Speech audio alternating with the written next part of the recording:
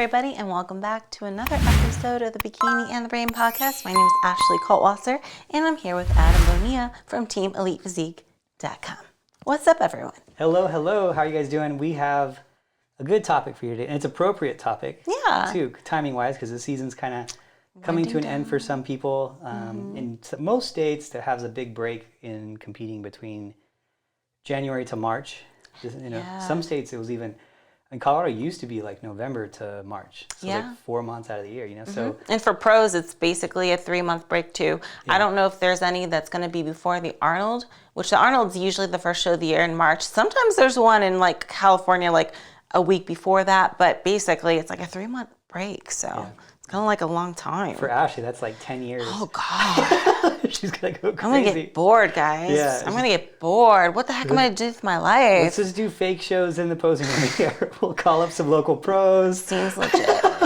legit. We'll call it the February anxiety for like whatever pro show. Right. All the pros that like need it to stay in shape. Goodness. Yeah, it'll be fun. The award will be like a burger and fries. Gosh. So, but because of the timing of the year, we're talking about off seasons and maintenance and lean off seasons and all these different kind of thought processes behind it. So I think that you're definitely one of the better people to be talking about that, just because of how you approach it, and you approach it differently. And I would say more modern and the direction that everyone seems to be slowly traveling to, but you kind of are already there. Yeah. So, and it's a different way of thinking for sure. So definitely. Yeah. I mean, I think it's important for everyone out there to know, like, when they do go into off season, first off, what are some signs that they probably should go into off season? Because I mean, some people are crazy like me and they just want to compete all year round, but maybe there is a point to where maybe they should stop and take some time off for improvements, right? Yeah. Versus maintaining throughout the whole year, and which is better for which scenario, right? Because as you guys know, I basically tried to maintain all year, and but I've also worked up to the point where the adjustments and improvements that I need to make are kind of minor. And most of the times they're not physique related. They're more like posing or something else. If anything, I mean, maybe conditioning too, but conditioning actually can be helped in maintaining rather than going into off season, right? So that wouldn't make sense. But in what scenarios would you suggest somebody needs an off season or an improvement season, as we like to call it? Yeah, and I like it being called an improvement season. And that's the thing is, the whole off season, there's a lot of like weird verbiage that is like shouldn't even be around anymore, like off season. Because if you're competing, you're either preparing for a show and you're getting better, or you're preparing for a show and you're getting leaner. And you're always in season. It's like, when you're taking time off, like your mindset needs to be, okay, now this is the time where I have a little bit extra food, a little bit extra energy, and there's no time-based deadline, and I have to make the improvements necessary. So you're either getting better or you are getting leaner, and then the other one is, okay, now I'm getting leaner for a show, and I'm actually in prep. So I don't think there is an off season. I think that that's even those little words, I try to just get rid of out of the vocabulary. It's like you start thinking about it. Oh, I can't wait to my off season. And you just associate it with being off. You know? But the people who don't excel have off seasons, and they have off seasons, and you'll see them constantly struggling to get back into show shape. And I see that happen a lot with amateurs who will see, maybe they'll see some pros that they've found that's the best way for them. And there are some pros out there, and I'm not going to argue with it because they've been successful doing it their way with that off season. Some pros and some high level people like to have crappy off seasons and just like let go, and then like to grind in prep. But you got to understand, like the all or nothing people, maybe. Yeah, and they're like, and I've had a couple. I've had a figure pro, I've had bikini pro, and they're like, you know what? I just want to grind for 16 weeks. I don't care how hard the diet is. I don't care how hard the prep is, but I want to be able to have like 6 months of just whatever. And if that's your thing, then for them, I can't argue that it works. There's an argument. It's proof is in the pudding. It worked for them. For most people, though, when you see them do that, especially when you see like people who aren't as advanced as them, they'll always be chasing their last physique, and that's when it's a problem. When you see someone who was 120 on stage and they were, just a little too soft, and then they go way soft in the off season. And they say, oh, I was just in my off season, I was gaining, I was bulking, and then they're just trying to get back to that same 120 look. That's when it's a problem. Like, you should be trying to get to the next year, the 124 with that leaner look. You're up a little bit. So, what I will say is this: in terms of when is a good time to approach that, there's a lot of good signs that you can look at. One is going to be your overall desire to compete. So if you are like kind of just forcing it and you're kind of just like going through the motions, you're to do another show, and you're in the gym and you're kind of like not into it in the workout, and you can recognize that sign that you're just trying to get through workouts. Well, you're not going to make improvements if you're just trying to get through the workouts and through the prep. It's like it takes too much out of you to do that. So if your overall enthusiasm isn't there, then I say, take that break. Take the time to do that. Yeah, sometimes it takes a little bit of time for you to miss it and then realize, oh yeah, I'm ready to come back. You know what I'm saying? So it is nice to kind of give that mental break. But I totally agree. Like, if you're just going through the motions and you hate it, maybe it's time to take a little bit of an off season. I mean, even just for your mental state, so you can want to do it again. Yeah, and I've gone through that myself, and I don't compete anymore, but I've gone through it myself even with workouts where like I'm just like going through workouts, and if I just take like a weekend off or 4 days off, I'll be like, I'll what's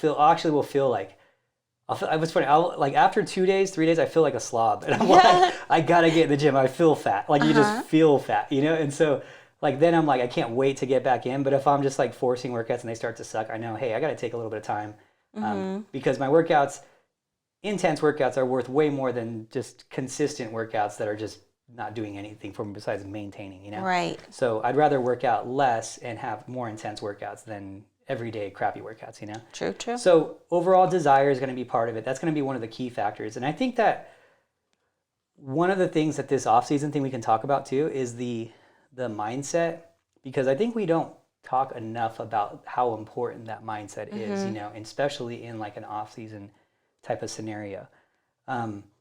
We always talk about, hard work, but how do you get your mind right for that? And I think the off season is a good time to kind of do that. And yeah, be a little bit more relaxed in the off season, and you got to understand too, when we have like Ashley as the she's the one, it's funny because I say this and you're right here, but she is like the greatest bikini athlete in the sport of all time. That's just the truth. It's stats, everything, it's all there. So she is the standard for, okay, this is like the alien mindset of craziness. It is the highest that you can't get like really better than that in terms of adherence and desire and wanting to compete all the time. And if you compare yourself to that, like you have to really be like, hey, look, it's taken her many years to get to that stage since youth sports and that mindset being there. And so I think the off season is a time for you to assess that, okay, how do I get to that level of making that muscle better? Do I need to be realistic with myself? Am I forcing myself to try to be like that when that's not actually me? And you got to find what's right for you. For her, it's best to do that. She doesn't need to put on a lot of muscle. It's okay if she's lower in calories because we're not trying to put on a ton of muscle. She's not really going to give herself the opportunity to put on a ton of muscle just because the calories aren't there.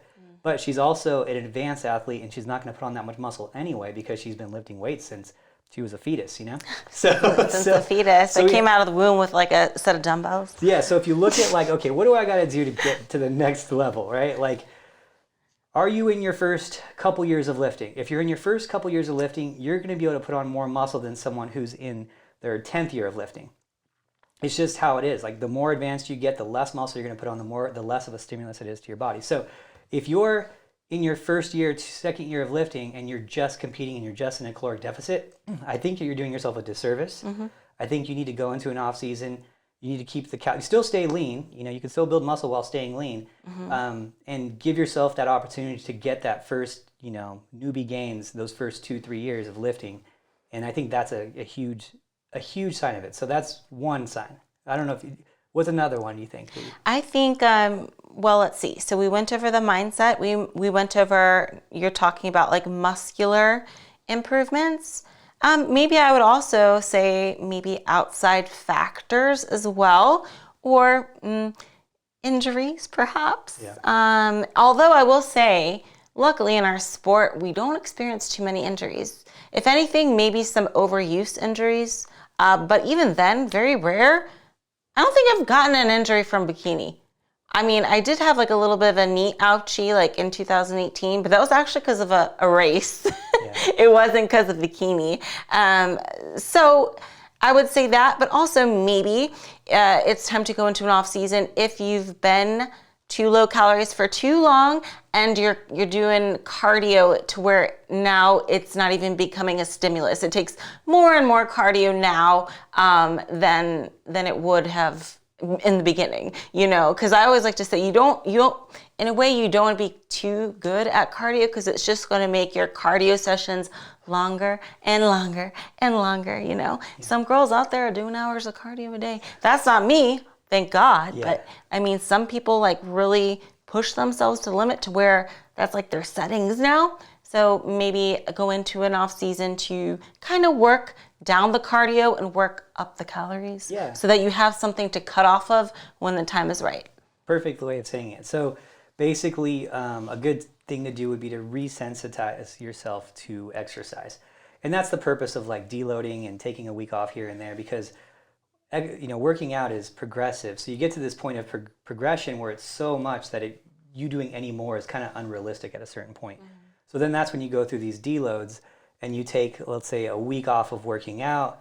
You reduce your cardio quite a bit through the off season, and that way you can kind of create a stimulus when you go back into your prep again. So the goal of the off season is to get your calories as high as possible without gaining a significant amount of body fat, to get your cardio as low as possible without gaining a significant amount of body fat. And that way, when you start your in season again, you just kind of reverse those two things slowly, and then there shouldn't be this dramatic, necessary first stage of, okay, now I'm doing 45 minutes cardio my very first week, I'm eating 1,200 calories my very first week in prep, and like that shouldn't be a requirement. But I see that happen all the time, like people in their first week of prep, and they're like, oh, I got to do this. And I'm like, well, why? And they're like, well, my off season I did, 30 minutes of cardio every day after my workout. I'm like, well, yeah, you're kind of handcuffing your coach. Like they can only go to, let's say they increase your cardio by 20%. Well, now you're already at 36 minutes your first week because you were doing 30 minutes 6 days a week. Mm-hmm. And how do they increase the frequency? They can't. You're already doing it 6 days a week. So then that's when you see these 2-a-day cardios. Yeah. You're like, that's the only way to increase it, right? So it's like the coaches, I like to say like we have X amount of bullets in a gun and we're trying to kill something, right? Which is kill your prep. And you have X amount of bullets in the gun, and you have to, if you shoot all of them in that first phase, then, and you're 2,000 feet away, well, you're probably not going to hit the target, But if you shoot one when it's necessary, and you're aiming, and you're firing, and you're slowly getting closer to that target, it becomes easier and easier. And just you're trying to basically reload those bullets in the off season. So right. You reduce the cardio, you increase the calories, you reduce total days of working out, you take a deload, things like that. And so you're basically setting yourself up for a more successful prep where you're going to be better than the last time. So I think that's important to kind of talk about too, is just your settings in general. Are you super beat up? Are you still pushing and you're still trying to chop down a tree with a dull axe? Like you have to sharpen that axe once in a while, and that's where the deload comes in.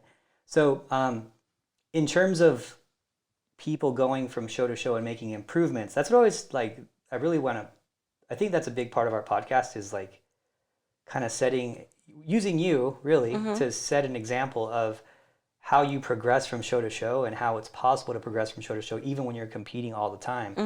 And there's certain scenarios where that makes a lot of sense, like your scenario. So it's kind of crazy because everyone's watching it, right? Because it's like no one's doing it. It's funny. I had actually yesterday I had a trainer come up to me. I was doing cardio LVAC right here, and there's a guy there. You know him too. Gosh, I forget his name. I just talked to him yesterday. I'm terrible with names. But he talked to me my whole time doing cardio. I did 45 minutes of cardio yesterday. And he talked to me. Yeah, thank you. Can we get a like and a comment in the comment section for Adam's cardio yesterday? 45 minutes. You did more than me. That's Ashley knows me, so that's an accomplishment. Yes. But he talked the whole time. He's like, man. I just wanted to say, hey, good job, you guys, to both of you at the Olympia. He's like, I'm watching you. He's like, I've never seen anyone. He's been doing it for, he said, 20-something years. He's like, I've never seen anyone in my life compete as much as she has, and I just didn't even know it was possible. He's like, I thought her body would just give in at a certain point. He's like, it's just crazy because everything that we think about this stuff would basically be debunked by that prep this whole year. Like we think, oh, you can't do that. Like you won't hold up. You'll be worse. Your body's going to be tired. You're not going to peak for the Olympia. Like all these different things. And I think that a lot of people use this excuse or they use this, like really, they what they thought was real. They use this logic, which we thought was real. And they were like, well, you need an off season because you're not going to be able to peak right. You need an off season because you're going to get worse as you keep competing all the time. And I'm like, well, here's a case study for you. It's an extreme one, but it works. And it shows you, yeah, you can go hard all year and still be good. So how does someone, let's say you're out there and you're advanced and you're trying to get to the next level, how do you replicate what Ashley did? Well, you can do that, you know. And if you're in your 5th year, 4th year of exercising, you're not going to make that much muscle gain improvements anyway. If you got your original gains your first few years and you were doing right programming, like the gains drop dramatically. The first year you could put on, let's say 12 to 15 pounds naturally. The next year it's going to go like half that. For a female, we're talking, it's going to go about half that, somewhere in the 6 to 8 range. And this are just like numbers I've seen before. You know, if you're bigger, obviously it's going to be more. If you're genetically, you know, this is the average. So then the second year is like 6 to 8, and then the third year, you know, we're talking like 4 pounds, 5 pounds a year, and then every year after that, it's like right around that 3-4 pounds, something like that. And we're talking natural, average person, average genetics. It's not a lot, you know. So these girls in the off season, they're gaining like a pound a week because they're trying to make gains. Not happening. Like you're not making a pound of muscle, pure muscle gains. Like you should be aiming for a pound a month, maybe, you know, something like that. And if you're trying to stay lean while doing it, you're not trying to make these huge improvements. So like huge muscle gains, it just doesn't, because it's not going to happen. It just doesn't work. I think the study was 10 grams of synthesized amino acids per day was like a high rate of synthesized amino acids for building skeletal muscle. So that means that it would take 45 days in perfect circumstances to gain 1 pound of lean mass for the average person naturally. Yeah. So that's pretty, you know, that's not much, you know. So, totally. Yeah, so people who are going through the gaining process in the off season, you also need to pay attention to that, because I've had girls go and put on, you know, they're like, oh, I'm going to do this for 20 weeks. I'm going to do this for 6 months, put on a pound a week. And I'm like, you're going to put on 24 pounds? Like your stage weight is 120. You're going to put on 24 pounds. So you're going to gain 20% of your weight now. And you think that's going to be muscle? You're going to gain. That's crazy. This isn't. Right. So your expectations in the off season need to be realistic too. I would tell that same girl, put on 5 pounds, you know, put on 6. Yeah. That's going to be probably half that's going to be muscle in that period of time. And that's going to be what's realistic. So you, and then when the thing is too, what we don't talk about too much is, this could be like a 5-hour podcast, but we don't talk about too much is like, if someone does go to, let's say that girl does go and she gains, let's say 15 pounds, right? Something that's even closer to realistic. And she gained 3 pounds of 4 pounds of muscle.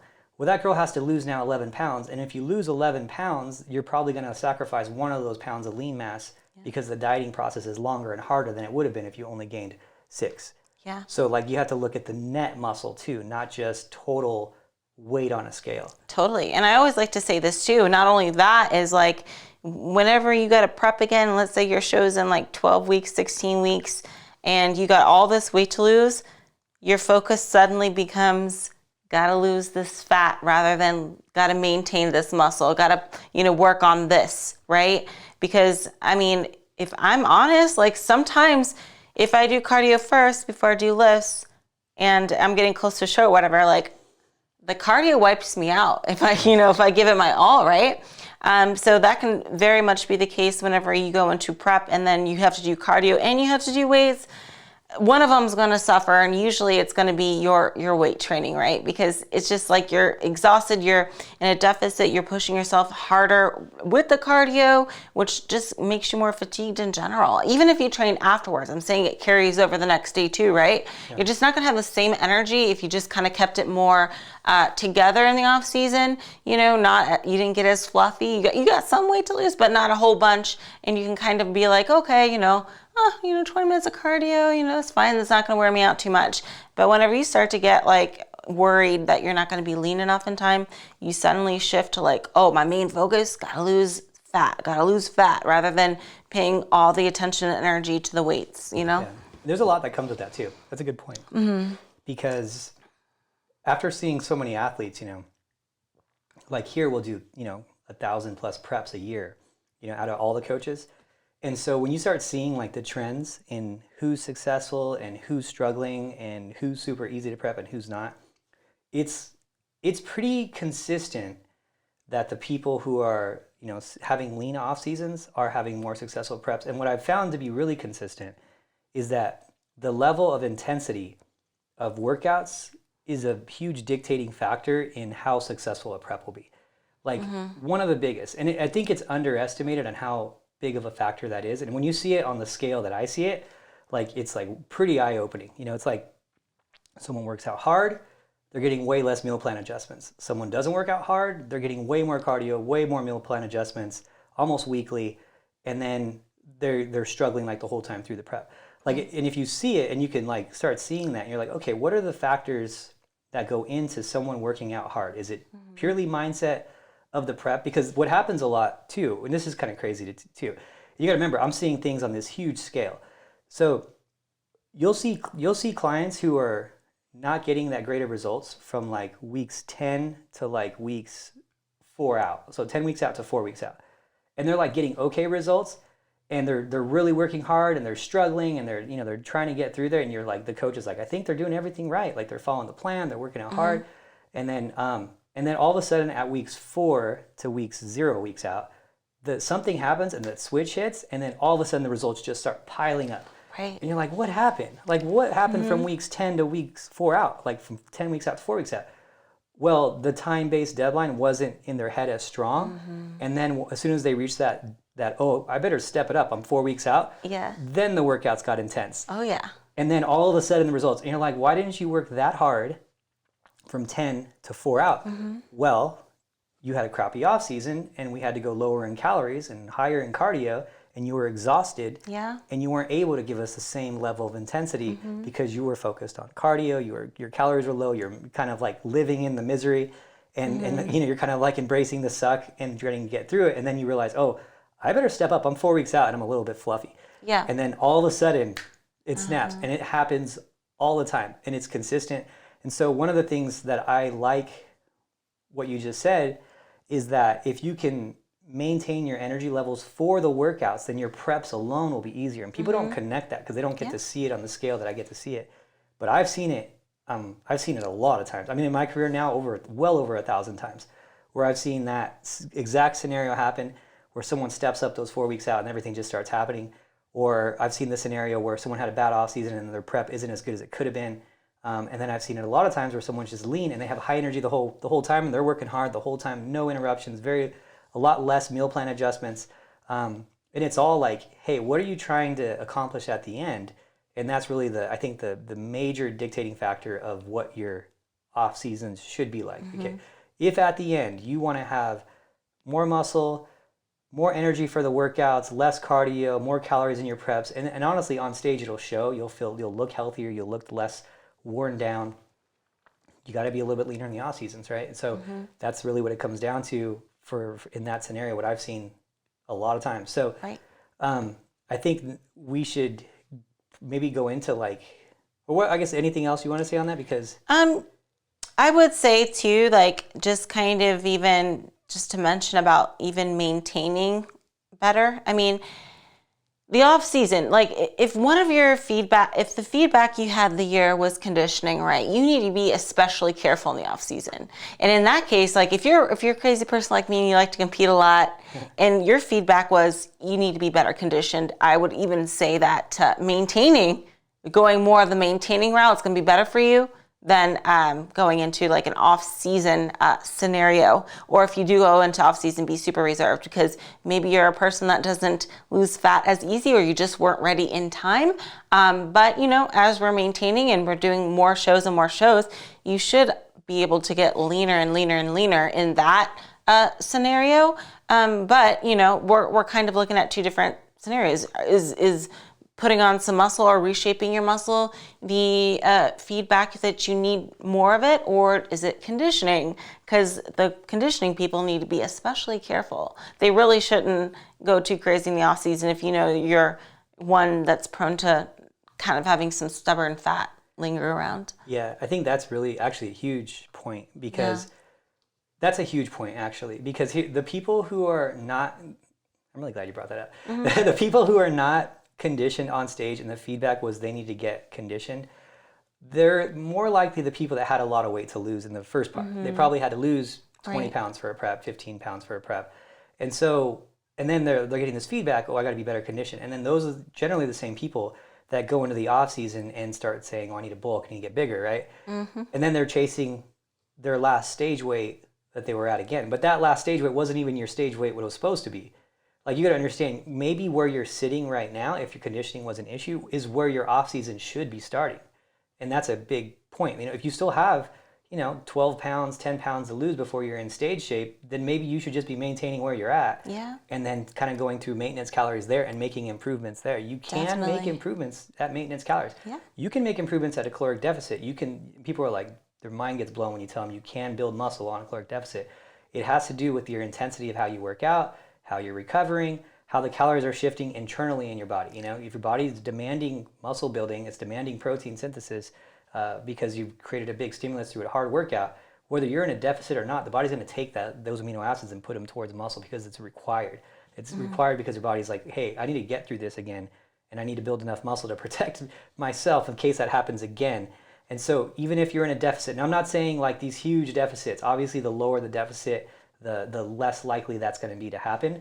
But if you're at maintenance calories and you're maybe even a little bit under, a couple hundred under, no reason why you can't still build a little bit of muscle, stay lean, even get a little leaner in that off season, and then really set yourself up for success going forward. Especially if you're that girl that they said you need to be better conditioned. Because I could say probably 90% of the time you started in a bad place, and you're gonna go, if you go back to that place again, and you're already having a hard time losing body fat to first stage, it's just going to be the same scenario over and over again. Mm-hmm. So good point on that. And I think that you've been really good at kind of showing that too. Yeah. Like, because even Ashley, so you guys know, isn't the easiest body fat loser. People think like she's like, oh, I wish I had her genetics. And I'm like, she went to Hawaii once, got up to like 11 pounds over stage weight, and that was miserable to get off of. Yeah, I was only there for like a week too. I don't even think I ate that bad. No, I don't know. I don't know what happened to me at that point. But yeah, I'm not one of those girls out here bragging like, yeah, I eat 3,000 calories, 2 weeks out from a show. No, I don't. My calories aren't really high. I probably actually have a good resting calorie weight. Last time we checked, it was like 1,500, but that was a few years ago. But I'm guessing by how like my calories are shifted and because I'm very self-aware of like what goes in my body and how my body reacts. So I actually think it's probably about 1,500 still, which is average, which is okay. I'll take that for as many times as I have prepped. I'll take it. I'll take 1,500. But I'm definitely not one of those girls that can just down food like nobody's business. But at the same time as well, one good thing about me is I don't get hungry too often. I find that like compared to most of my competitor friends, I don't get hungry that much. Like I'll have a little craving here and there. And if I am hungry, it's usually upon waking, but I'm not like, oh my God, I only think about food. I'm just like content, so. Yeah. I wonder how much of that is mental strength and how much of that is actually internal, like shifting. Or, even just habit out of habit. Or even your stomach can shrink too, right? From not, over time, not eating very voluminous amounts of food can shrink, right? So could be any of it, I guess. Yeah, it'd be interesting too. I bet you that like the problem with trying to analyze any data from you is like there's no one really doing what you've done to like try to like, so it's really like firsthand like what these just crazy theories that we come up with, like, because who's doing it? No one's doing it, and it's like the books will tell you they won't be accurate at all if there's anything that you're trying to go off of for you, which is kind of cool. It's kind of your own science experiment. Right. But yeah, just like you said, I'm not the best fat loser, but I'm a good maintainer. I'm a very good maintainer. I can maintain. And my mind is good in a good place. I'm very strong-willed. But like I said, I don't even get hungry that much. So that's my advantage is I can maintain. Like once I'm there, I'm there. You don't have to worry about me too much. It's getting that initial like prep is like, for example, the first show of next year when I go to prep is probably gonna be my hardest prep, just like it was this year, just because that freaking 3-month gap. So just kind of prepping me. That first prep is always going to be the hardest for me the whole year. And then after that, I'll maintain. I'm pretty good at maintaining. So. Yeah. Yeah, and that's a good. Actually, it's a good example too, because you won't even go up that high. But the first prep the last 2 years has basically been your softest showing, right? Yes, yeah. The Clash was my softest physique this year. Yep. And it's like, it's not like she's going above like 8 pounds. It's like Yeah. it's like, but it's harder, And I know there might be something to it too. And I don't think if someone were to say, oh, it was because she competes all the time. I think there's probably something to that argument. Yeah, there's probably further adaptations metabolically because she does compete all the time. So maybe it is a little harder. But consistently she's been able to maintain a pretty lean body fat. So it's just, we might need a little more time. The first prep we're kind of learning, but we'll figure it out. Totally. That first one's always the hardest one. Right. And I would also even compare to some elite athletes. Think of the Olympics, think of marathon runners. Although their sport isn't physique based, I don't think they fluctuate that much. No. You know what I'm saying? I mean, of course they don't have our shape, right? But I would argue that maybe a marathoner or a distance runner or even a sprinter would have the same amount of body fat as us, right?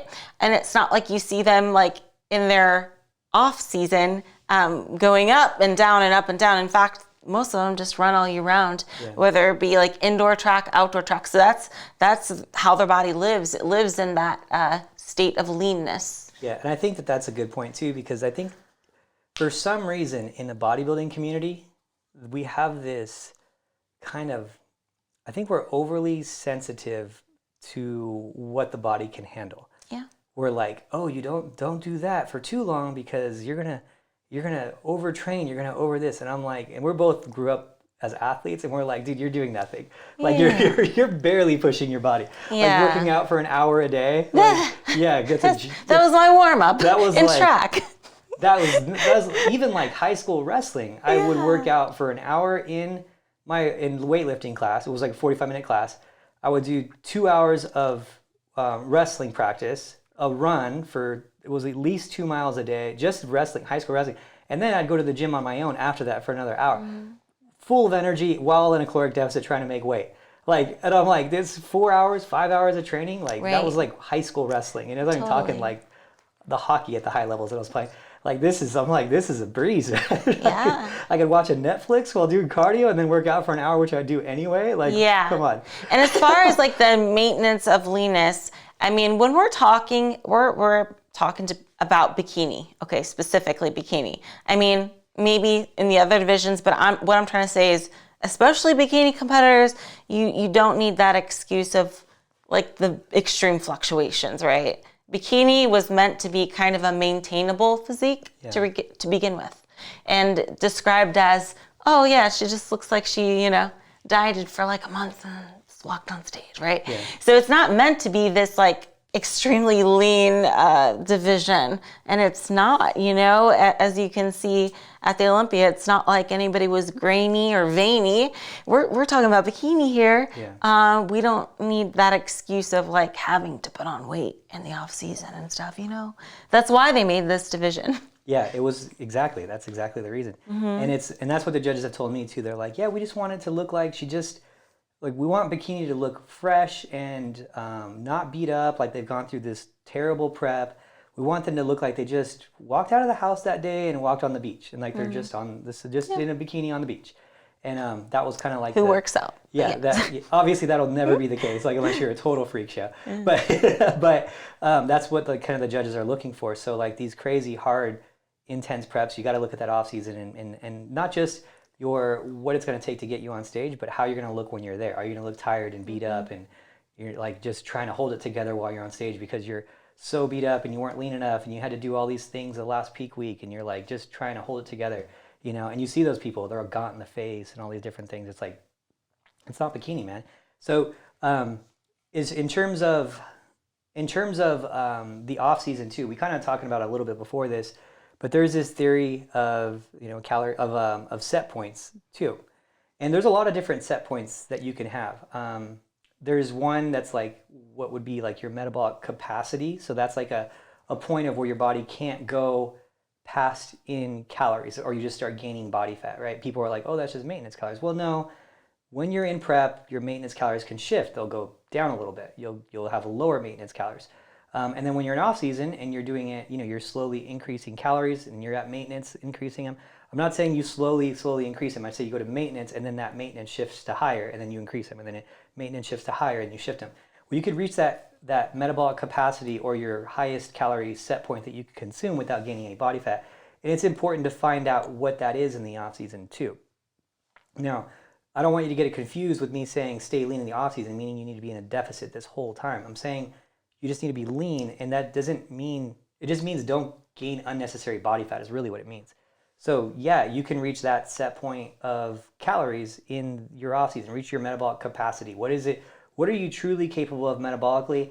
And let's say you could get up to 3,000 calories and you're one of these girls that could do that. It's a lot of food, but let's say you can get up there. And expensive grocery bill. Yeah. But you're not gaining any body fat at those 3,000. Well, then when you start dieting for the show, you're gonna have a lot easier time dieting because you're starting at 3,000, right? The set point theory that you guys have probably heard about is body fat related, and everyone seems to have their kind of normal setting of where their body kind of like stays. Everyone has their set point like staying. And Ben Pakulski talked about this years ago too, where he just kind of maintained a really low body fat for a long time. And that at a certain point, it became kind of hard for him to gain body fat. Mm-hmm. I don't know if he's still doing that. This was probably a decade ago. Mm-hmm. He's awesome to follow. But he was talking about it, and he was saying, yeah, he's been maintaining this low body fat percentage, getting his body fat checked. I think it was a DEXA scan he was using, and then he would adjust his calories according to that. Like that, he was in Florida, and they had it's like a gym specific for performance out there, and so he was able to do his DEXA scans like all the time, and he would just adjust his calories accordingly, and he stayed at that low percentage body fat. And then he said at a certain point it became hard for him to gain body fat past that point, and that was kind of like his interpretation of set point body fat theory, right? Like once you maintain this body fat for so long, your body kind of stays there, And everyone, I think that if you can like look at yourself and you say, okay, where have I not tried hard to maintain like my body fat and it kind of just stayed there, everyone can kind of be like, oh yeah, I have done that. I kind of just stay right about here. And that's what I'm doing right now. Like I'm at 192 right now. I'm usually staying between 192 and 94 without much effort. I work out every day. I eat relatively clean. I mean, I eat pretty clean. I'll have a cheat meal once a week, but I'm not like killing myself to like do all these things, and I just don't get like fatter than this. It's like really, really, it would take effort. It would take me really messing up to do that. And but I don't get leaner than this either unless I put effort out. So it's like, this is where I chill. It's like, that's my set point. And everyone, I think that, eating relatively healthy for years, it kind of just stayed there, So just to summarize, the theory would be if you can kind of retrain your body to accept the body fat that you're at, and it takes a lot to go above or below, basically. That's the theory. The theory. Yes, it's a theory. Yeah, definitely not proven. Theory. It's a theory. It's a theory. And I think that it would be, the problem is I don't think you'd ever be able to prove that because it'd be easily debunked. You could be like, oh, you think this is your set point, and then you just throw a ton of calories at someone, and then of course they're going to gain body fat. But the thing is, it becomes more normal for your body to just stay there. Well, hopefully that's what happened to me then. Heck? Yeah, we'll find out, right? And then that's the theory of it. Now, I guess there's a lot of variables that go into account of that theory too. Is like, well, is it really that their body changed, or is it that their mindset changed and they're just eating cleaner for longer? Better habits. Right? So there's always those variables, and you're always going to be able to debunk it, so it's always going to be a theory, because anyone would just be like, oh, you think that's your body fat? Let's just throw 10,000 calories a day at you for 2 weeks and see what happens. Well, obviously, right? But the point is, it's like it becomes more normal to the body. It's harder for you to gain body fat. Of course, example, Ben Pakulski wasn't drinking olive oil to try to debunk himself and see if he can gain. Of course, he can still gain body fat. But it's like it just becomes a thing where it just seems to be harder for people at a certain point. So, and you might be seeing it too. You're like, you know what? Maybe that is a thing, because right after a show, I always put on 15 pounds, like right away, when I'm not even eating that many calories more than I did when I was at my show. Well, maybe it is. Maybe that's where you sit, right? Well, you could hopefully shift that by being a little bit smarter right after the show, which is the most important time to start doing these things, is right after a show. I would say that that's where everyone messes up the most. Yes. Yeah. After the show, your body's just like a calorie sponge for some people, right? And it's like, man, I didn't even eat that much. And it's like, it's definitely showing. And I mean, of course, some of it's the water weight and inflammation, but you just got to be super careful after a show, okay? I always say, like, you know, we are aware that people think that their body needs it and they deserve it because they've had a hard season. Yes, you worked hard, we get it. But you need to be kind to your body after the show too. And your body isn't gonna like a full cheesecake and a pizza and a milkshake after show. It's probably gonna reject it. You know what I'm saying? You gotta be kind to your body. You worked hard for it. It's done great things for you. So gently add calories back in, you know, get back to maintenance gently. Don't binge after a show, because we know that sometimes that cheat meal can turn into a cheat day turns into a cheat week turns into a cheat month, and you're screwed. You know what I mean? So just be careful. It's an unfair world. How most of the time it's way easier to put on fat than to lose it. I mean by like 10% harder. You know, no, 100% harder. Yeah.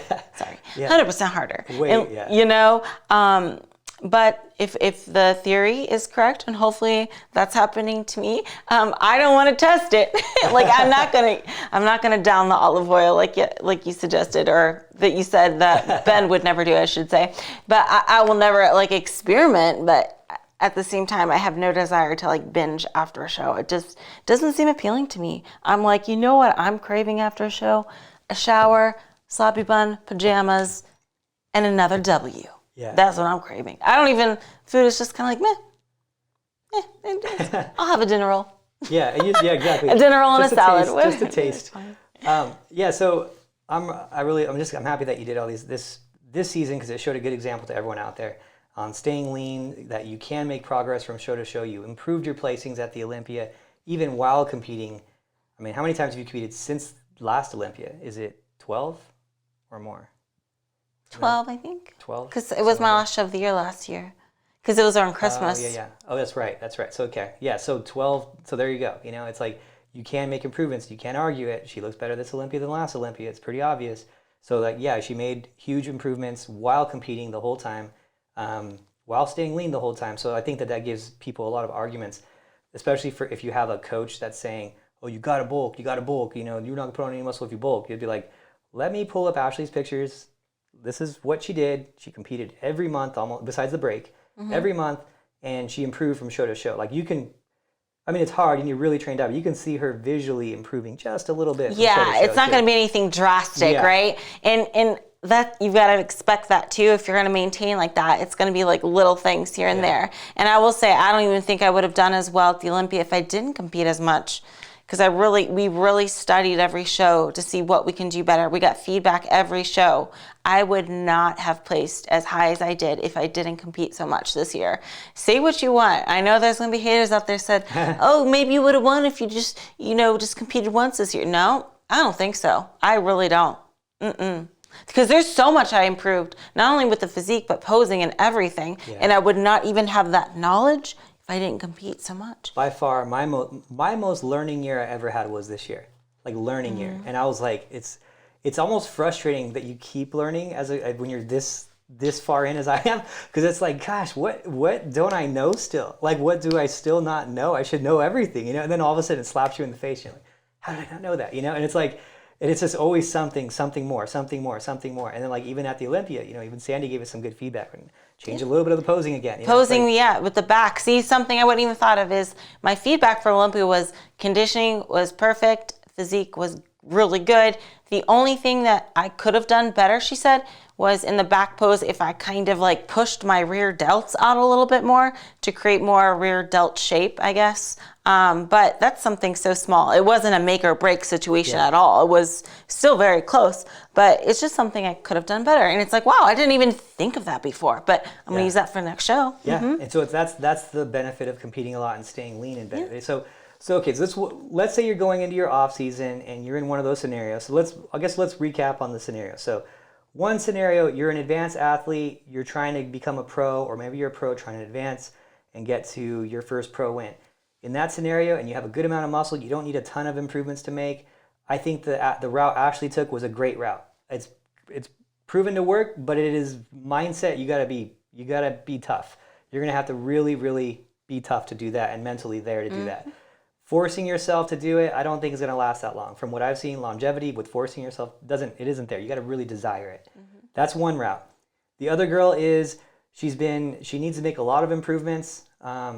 And she's in her second year of lifting, still has a lot of room available to make those improvements, still needs a lot of muscle put on. I think, go to an off season where you're at maintenance calories, where you're still staying lean, but you're not like staying Ashley lean the whole time, right? You're just staying lean, you're still making those improvements.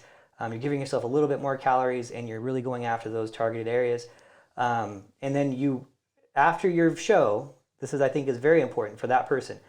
After your show, and this is actually important for all people, but you get those pictures and you send them into someone like whoever the judge was, a Sandy or whatever the judge was, or to someone like I do them all the time on the website.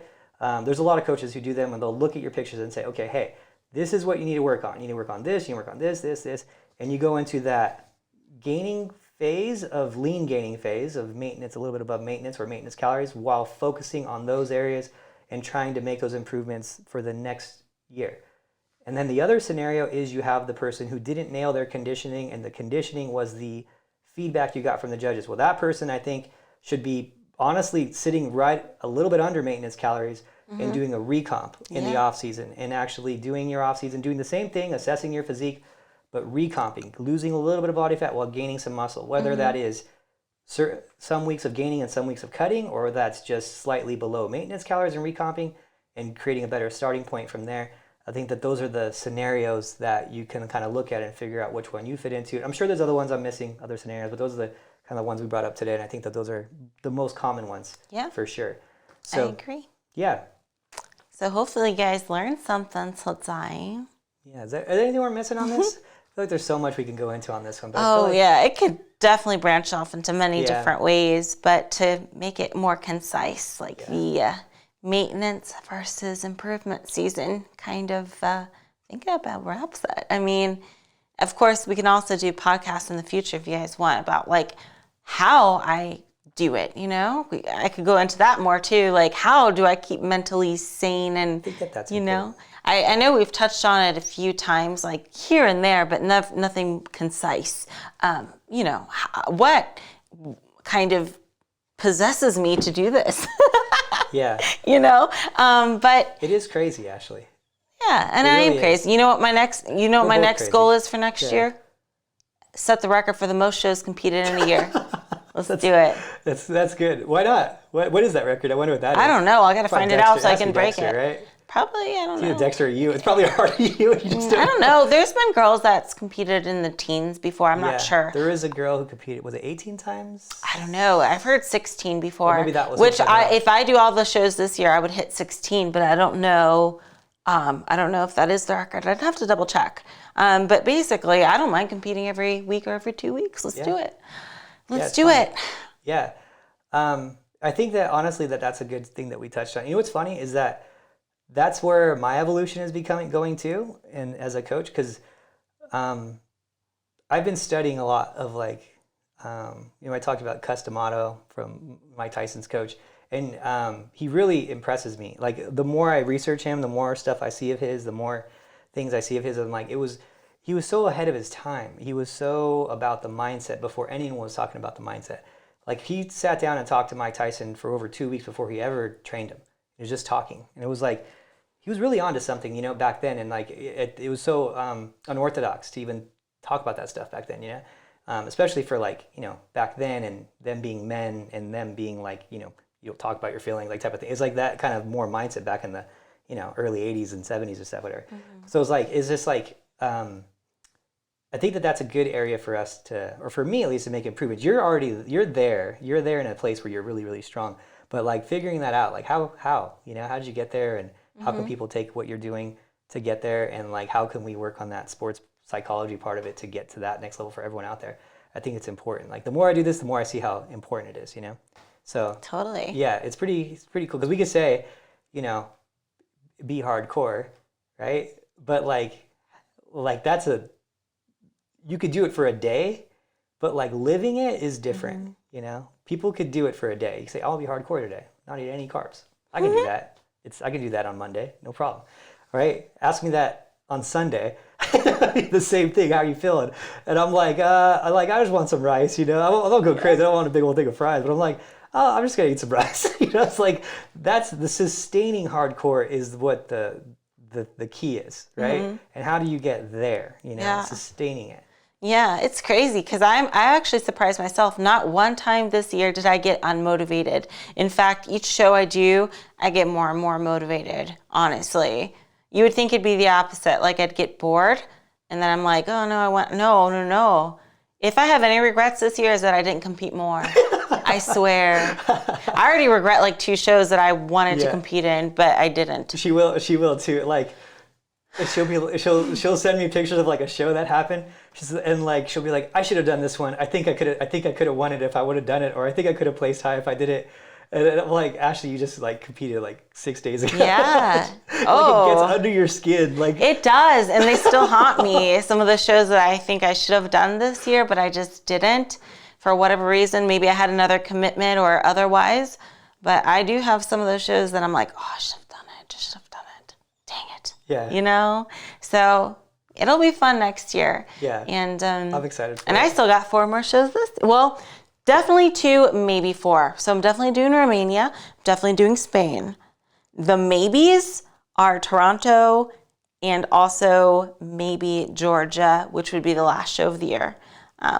But those 2 are the ones that are iffy. Those last 2 are iffy, not because I don't want to do them, because I definitely do. I'm just concerned about being in Europe for 2 or 3 weeks and being out of my routine, my schedule, all the flights, not having access to like the prep food, and also not having as good of workouts as I would be with you or Sam, because I'll be training by myself, or maybe even hotel room workouts. Yeah. So those are the only 2 factors that I'm like, or those are the only 2 shows that I'm like, maybe, depending on how I'm holding up in Europe. Yeah. So that's the only thing that like is holding me back from fully committing to it, but I definitely want to. And I want to say 75% sure I want to do those 2 shows. 75% sure. Yeah, it's just a matter of if you fade a little bit or not. Yes. It will be hard because definitely it's a new challenge. The travel, the sleep, the difference of time zones. There's a lot of variables there. Yeah, sleep definitely. Oh gosh, yeah. But that's definitely going to be a big challenge for me. Even to compete in those 2 shows in Europe, it's a big challenge. I mean,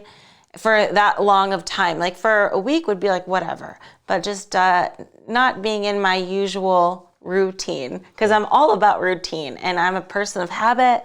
I do this at this time and this and this and this, but just kind of, you know, just winging it basically is what I'll have to do.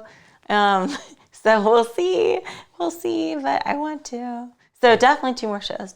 Cool. So that'll put me at 14 this year, maybe 16 if I do those last 2. That'd be crazy. Yeah, that'd be a good year.